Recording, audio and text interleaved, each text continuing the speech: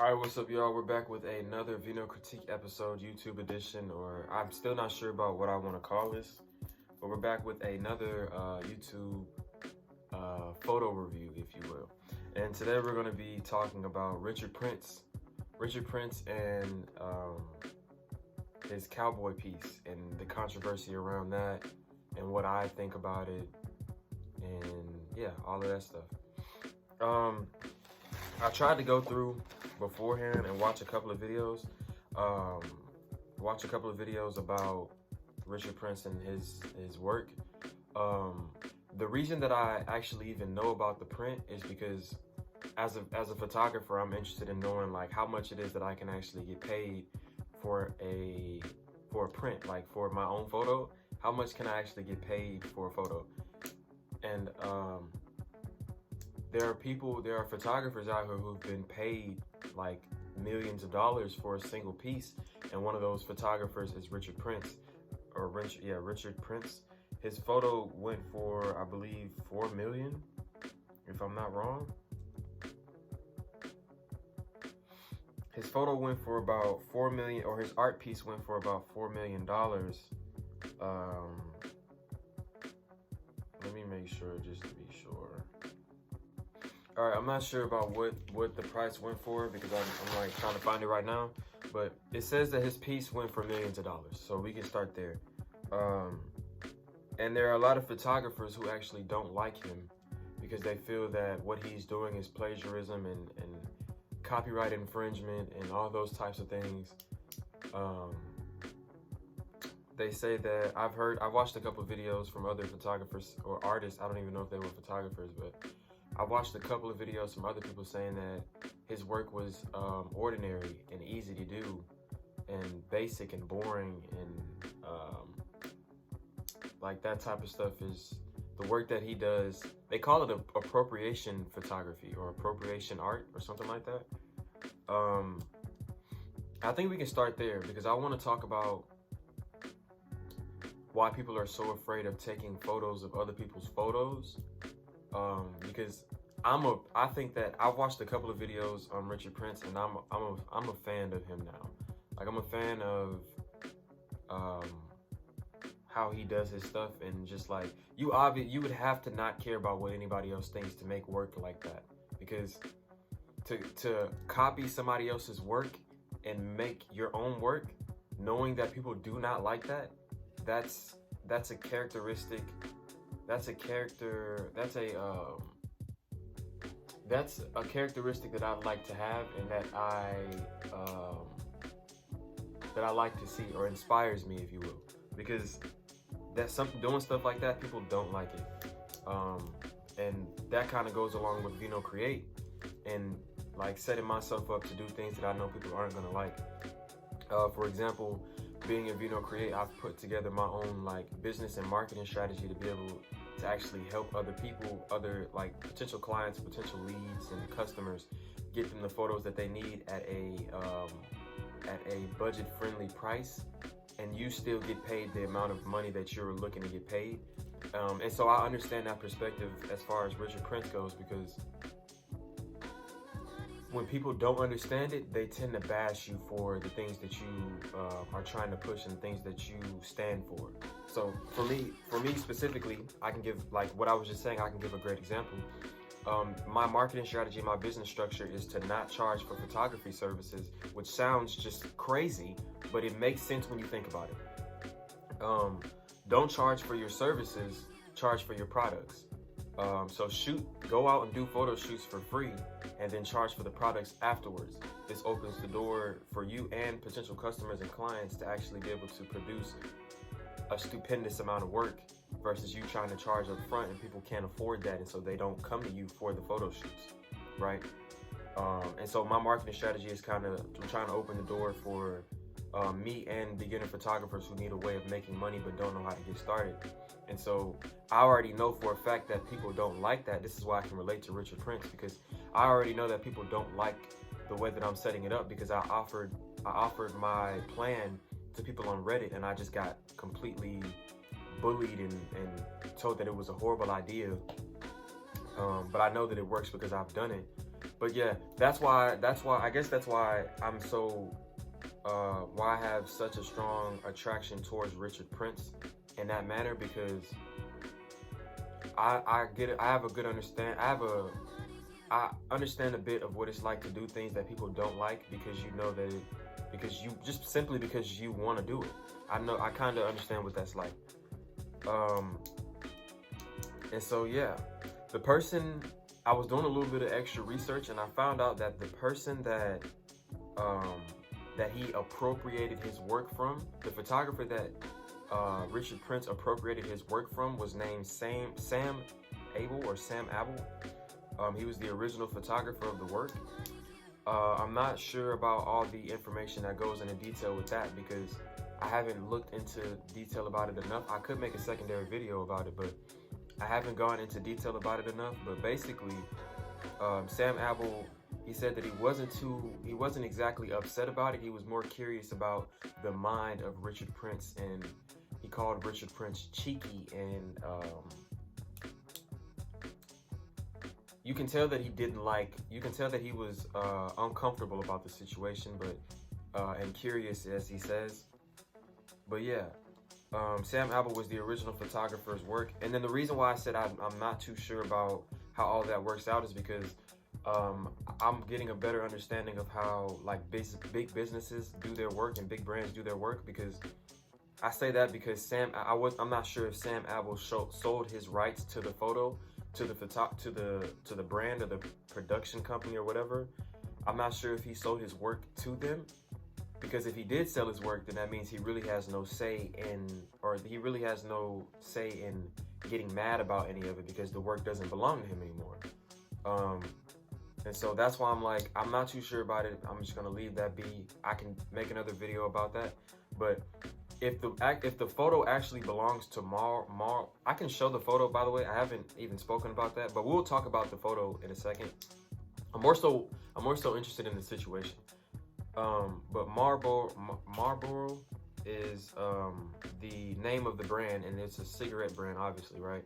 And it's like a cowboy, and we'll talk about that later. But Sam Abel, I'm not sure if I'm pronouncing his name right, so y'all correct me if I'm wrong, is the original photographer. And if he actually sold his work to Marlboro, then I don't even think that it really matters. Like, you can't really be upset about stuff like that if your work was sold, if your rights to the work was sold. You can be upset, obviously, right? But I'm not sure that it would make any sense for Richard Prince to care, you know, if the work was sold. And then I would even look at it from a different perspective, because I would say that advertising cigarettes is not a good thing. So appropriating work about cigarettes that was used as an ad is not exactly the most negative of things.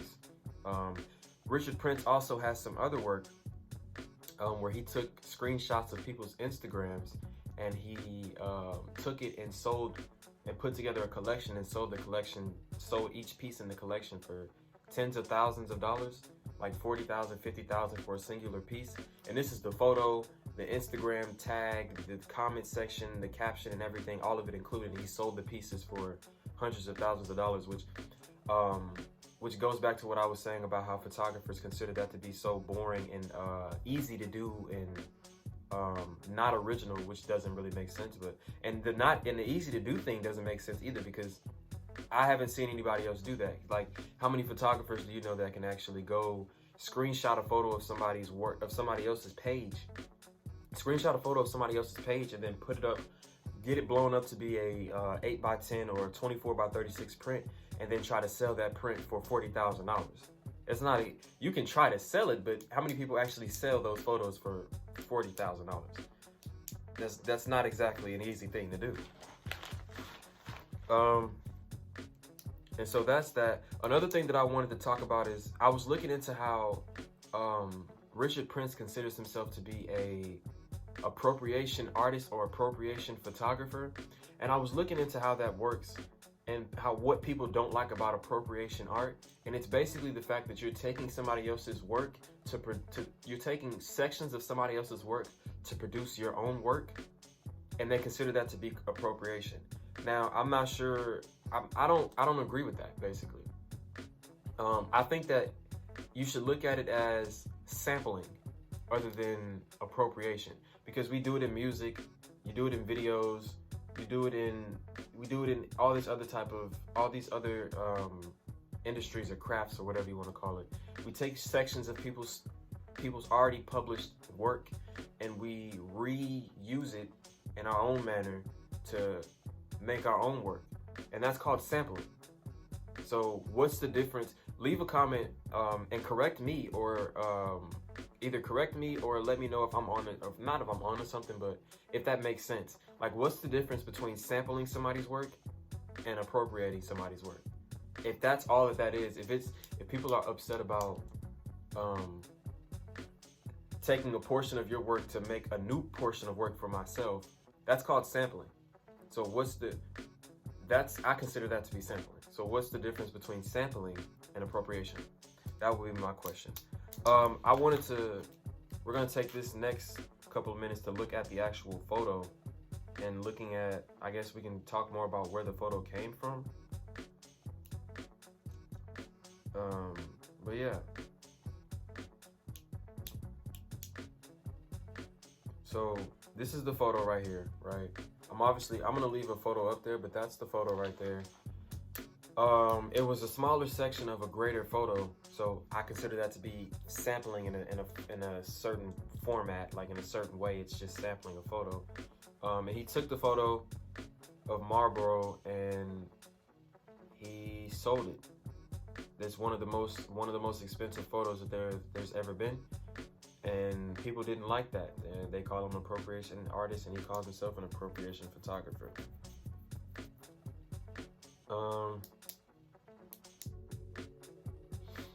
If I can read this is from the Met Museum. This is metmuseum.org. I'll leave a link in the bio or link in the description so you can go check this out. But it says, Untitled Cowboy is a high point of the artist's ongoing deconstruction of an American archetype as old as the first Trailblazers and as timely as the ongoing President Ronald Reagan. Prince's picture is a copy of a myth. Okay, so Prince's picture is a copy of a myth. So basically, yeah. I don't know how you can copy a myth, but okay. Perpetually disappearing into the sunset, this Lone Ranger is also a convincing stand-in for the artist himself, endlessly chasing the meaning behind the surfaces, created in the fade-out of a decade devoted to materialism and illusion. Untitled Cowboy is, in the largest sense, a meditation on an entire culture's continuing attraction to spectacle over lived experience. I don't know what that means, so we're just gonna leave that be. I thought that was gonna help me a little bit, but it didn't really help me. So, what else? That's pretty much it. If we're going to, let's look at the photo. It's not really much going on in the photo. I actually like the photo. I like the photo, and once I heard the backstory about the photo, it made me like the photo even more. I actually, since I've actually gone to understand and study and pull together information about Richard Prince has now become one of my most favorite and most inspiring photographers for me, because to do something like that is challenging. Like, I would imagine it's very challenging, and then to have to go the rest of your life being known as that is difficult. And there's a lot of people who won't be able to say that they can do and have done something like that. But the photo, I actually like. I guess you could say a newer photographer, right? Because I'm from it's 2020. I'm only 23. I'm gonna be 24 in a couple months. And so I like the grainy photography. And so that's kind of what I see here with this photo. It's not a lot of detail, but it's enough detail for you to understand what's going on. You got the clouds in the background. You got the subject and the horse. And you got a little bit of blur from the horse's movement. I like the photo. I think the photo is deserving of $4 million or however many millions it went for. I think the artist is deserving of that, because this is an example of a photographer who actually is pushing boundaries in the industry. There's not many photographers that's doing that or actually did that I know of currently. So I think that this is one of the many photos that it actually is worth the millions of dollars that people worth the millions of dollars that people paid for it, because you have to go through all that work to produce this and to be known for what you're known for as Richard Prince, to be known for what you're known for, like this photo is easily worth that amount of money. Not easily, but it's worth that amount of money. Yeah, I like the photo. Actually, if we're gonna go even more into detail, I would actually say that it's likely that I wouldn't even like the original photo because of what the original photo stood for. The original photo stood for trying to be cool and trying to be a cowboy and trying to smoke just to live the old American dream. And so I don't agree with that. But having somebody take a photo of that photo to have a different meaning and to go through all that, this photo now is something different than the original photo. And so I respect this photo a lot more. And I respect this photo and the photographer a lot more for having went through what him and the photo went through just to get to wherever, just to prove a point and make a statement, say what you have to say, or do what it is that you believe in. Like, to go through all of that, I respect this photographer in this photo, and I think that this is one of the photos that's actually worth millions of dollars. So that's pretty much it with this video. This was Richard Prince, a cowboy. He has other work that I might end up talking about, other collections and other galleries that he's done. So I might end up making videos about those, but that's pretty much it with that. I'm gonna end this saying what I usually say. My foot's asleep. Ow. I'm gonna end this saying what I usually say, which is, if you are a photographer and you want to do trades, or if you want to look at my work or talk to me about my work, please leave a comment or go on my social media and check it out and DM me. If you're a regular person and you've seen any of my other videos and you want to talk to me about my work, just look at my work, or potentially end up purchasing my work, please leave a comment or DM me. If you want to check out my collections, please check out my WordPress. Go to my Instagram. The link is in my bio, and you'll be able to, like, the link to my WordPress is in my Instagram bio. But you'll be able to check those out. You click those 3 bars, and you'll see all of my different collections and series for you to actually be able to view and potentially end up purchasing. That's pretty much it with that. If I could leave some advice for a beginner photographer that doesn't know how to get paid, doesn't know how to start, besides just taking photos, I would say make as much content as you possibly can about each singular photo that you have. And that's pretty much it. Y'all stay tuned for the next video. This was Venocritique, photo review, photo reaction. I'm still trying to figure it out. Y'all stay tuned for the next episode. See y'all later.